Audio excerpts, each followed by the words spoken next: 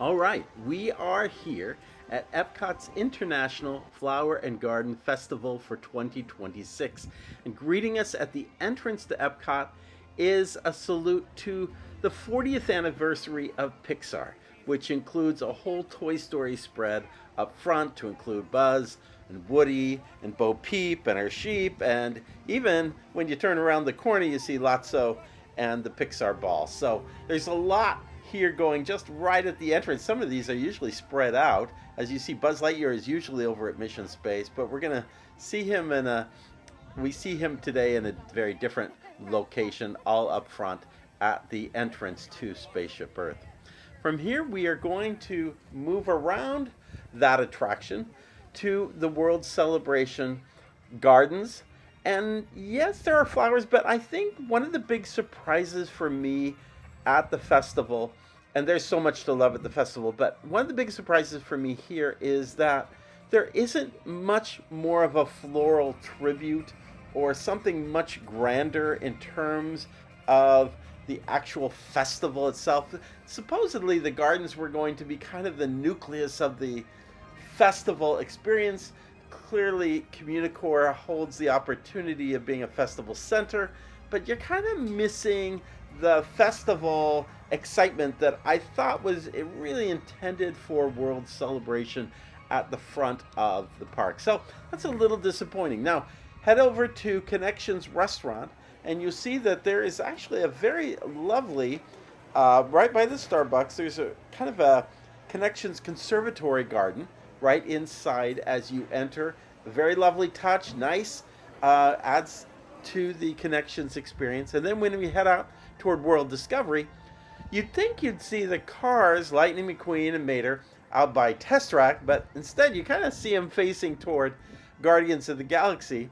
Conversely, you would think that you would see Groot up toward Guardians of the Galaxy, but he's actually in the opposite side of the pathway. Still great topiaries. In fact, one of the things you ought to note is that there are a considerable number. At least half of the topiaries seem to be up front before you even get to World Showcase. Here's Monsters Incorporated, and here we see Sully and Wazowski. Actually, from this view, Sully looks like he's kind of lost a little bit of weight. But if you look around this little courtyard here, they've done some very creative things with just taking plants, putting them in different shapes and forms, and created monsters out of them. And they're really kind of cute. So you'll want to take a couple of shots over here. Very Instagrammable area to enjoy your experience here at the festival. Nearby at the Get Out and Play garden, you actually see the space seems to be growing. There seems to be more every time you turn around to this little playground area, which is very popular for the toddler set as they are in the park. And nice little place to just take a moment and chill. For ourselves, we are heading over to our first location near Test Track, which is Brunchcot here in World Discovery.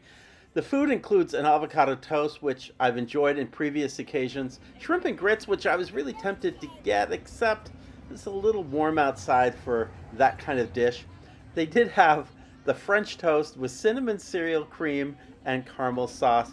Okay, I'm good for breakfast any time of day, even if this is late afternoon. Oh, and I also got the fruit cereal shake. What I like to do is grab that, and since there aren't a lot of seats over in that immediate area, I tend to head over to Odyssey to enjoy that. And if I have somebody with me, it's really nice to be able to find a table and then grab some other stuff that is there at that restaurant as well. Because this year they're having an orange sesame tempura shrimp with orange chili sauce. I've tried that before, very good. They also have the lumpia, which a lot of people have a similar version of. This is a little more savory. At the citrus blossom is what we're calling the Odyssey, which is a little bit of orange bird thrown in. They have cinnamon bayonets and lemon tart. But for me, I love the French toast that I ended up getting from Brunchcot. I thought it was delicious and really quite filling. And I recommend that of all of them, although I also recommend the tempura shrimp. From there, we headed over to Trall and Trellis. I wish I had tried the miso cola glazed sticky pork ribs. I've heard good things. Didn't want to get all sticky there. I did do the garden vegetable flatbread, which was fantastic. It was a great taste. It was enjoyable. It was very filling. I love the Boursin crumble cheese that they put on top of it. It included roasted vegetables and some garlic and arugula salad. I highly recommend that. They also have a botanical slush that is non-alcoholic. That sounded really good, but I already had my shake, so I didn't need really a drink to go with me. But I definitely would try that out. While we're here, I should note Disney's Wish, the film, was not everybody's favorite, but I really did like Asha, the character, and I'm really glad that Epcot has a place for her to do meet and greets while you're in this area that pivots between World Showcase and World Celebration. In fact, from here, we're going to take a look at a major topiary presentation from Moana. You have the Princess Moana, you have Maui, you have Hey Hey the Rooster, even Pua the Pig.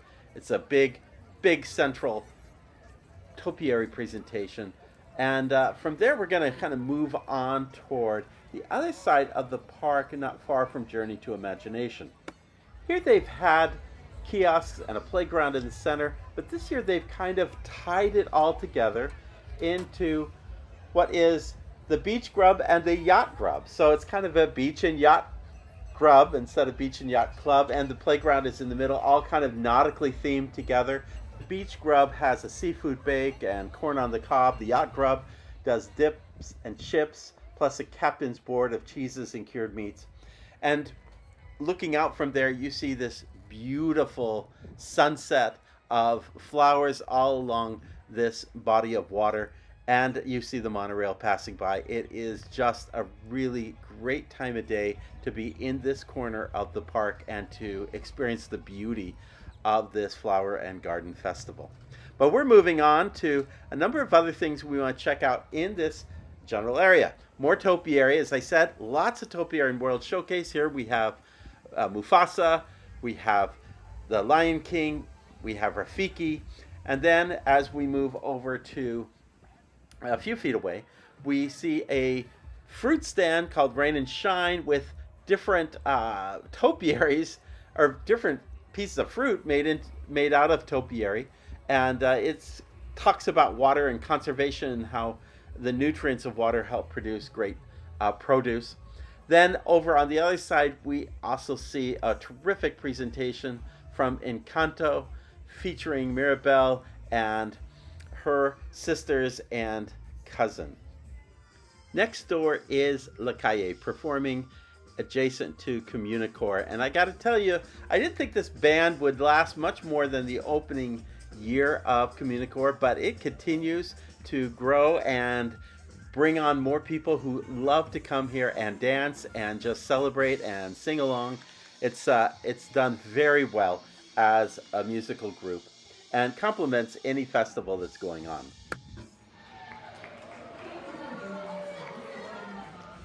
Now we turn to Communicore Hall, which is entitled Epcot Farmer's Feast. It features Spike the Bee, who was often tormenting Donald Duck in some cartoons in the late 30s and early 1950s.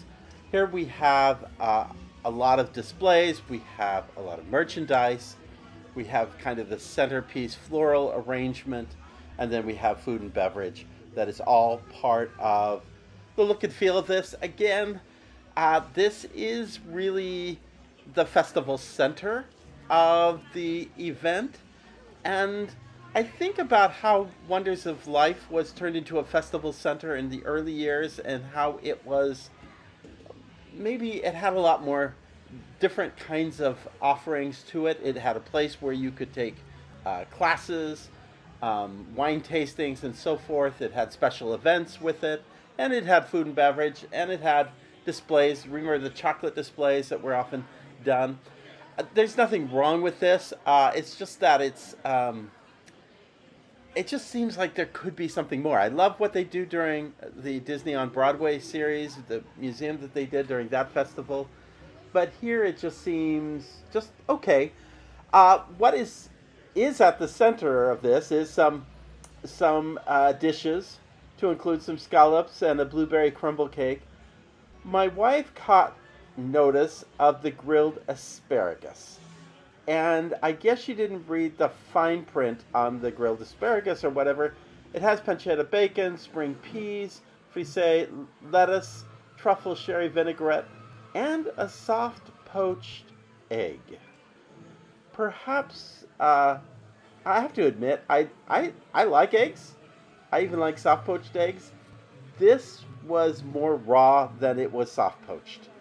And when my wife saw it, she didn't take 2 bites of it before she threw it away. And we don't throw things away in our home. So I just tell you that it did not impress her one little bit.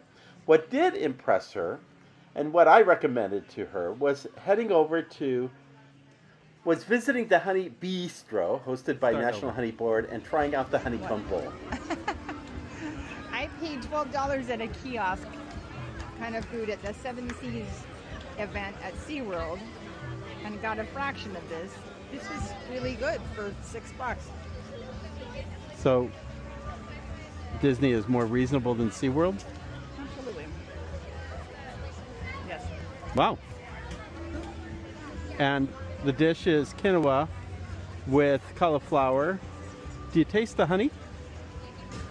Or is there any sense of that? Yep. Yeah, there's that. I don't know what the honeycomb thing is, but yeah. A lot better than the previous dish which you tried, which included a lot of strange lettuce, broccoli hidden underneath, and a very asparagus.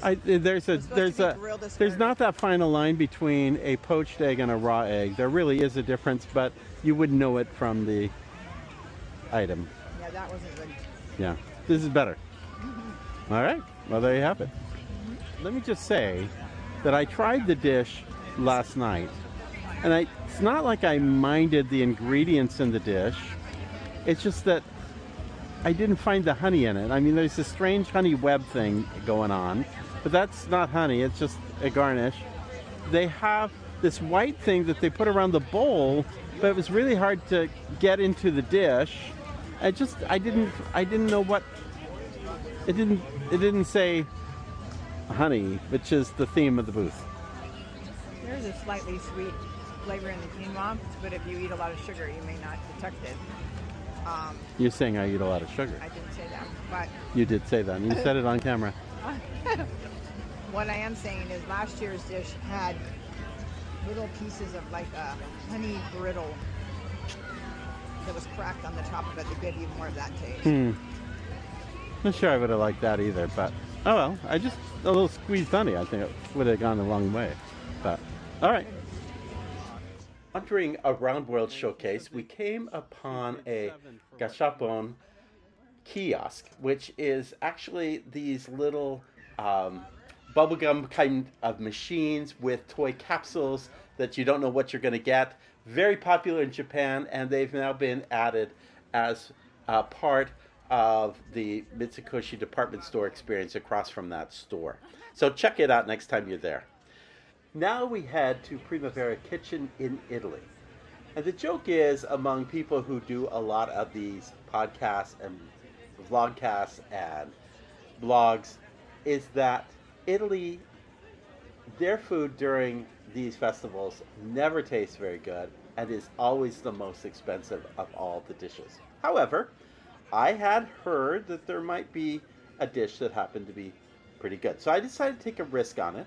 And I decided to order 2 items. The arancini, which is a risotto, kind of risotto balls with beef ragu, peas, parmesan, and tomato sauce, and a raspberry swirl cheesecake.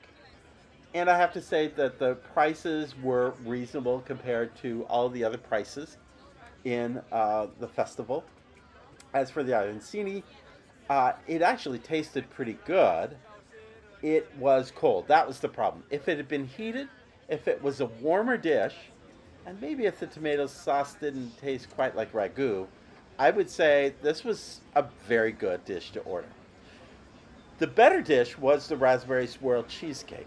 It really had texture, it had taste, it was really quite delicious.